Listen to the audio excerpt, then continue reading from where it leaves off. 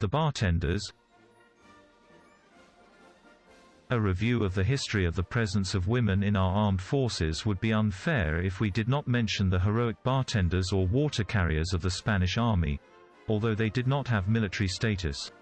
The role of these women was very risky, since they risked their lives to bring water and food to combatants on the battlefield, often also acting as nurses. Initially they wore civilian clothes, although later, and in recognition of their merits, they were allowed to wear a military uniform. In the War of Independence they played a very prominent role in the Battle of Belen, on July 19, 1808, in which Maria Bellido became famous, who risked her life to bring water to Swiss General Reading, as José Luis Delgado recalls. Grenade. The bartenders also accompanied our troops during the African War, 1859–1860, as El Heraldo de Melilla recalls, which points out that during that war the bartenders wore a short skirt with pants, a small apron and a green military-style bodice, in addition to a tarred hat with long ribbons. At that time, Granada-born Ignacia Martinez, bartender of the 3rd Army Corps of Africa, who accompanied the Baza Hunters Battalion and whose heroic work was echoed by Pedro Antonio de Alarcón and Benito Pérez Galdós, became famous.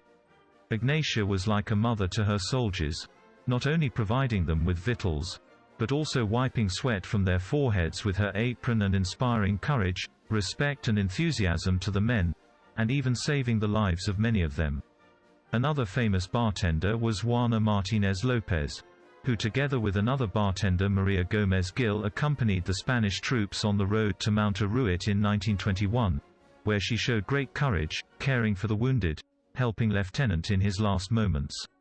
Colonel Fernando Primo de Rivera, who died in the bartender's arms after leading the heroic charges of the Alcantara Cavalry Regiment, for which this unit would be honored in 2012.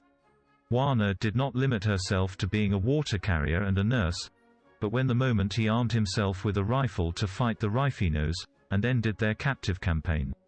When she was released in Nador, the survivors of the Alcantara Regiment gave her a tribute dinner, and the government awarded her 2 military merit crosses. She died in 1929 and is buried in the Purísima Concepción Cemetery in Melilla, near the Panteón de los Heroes.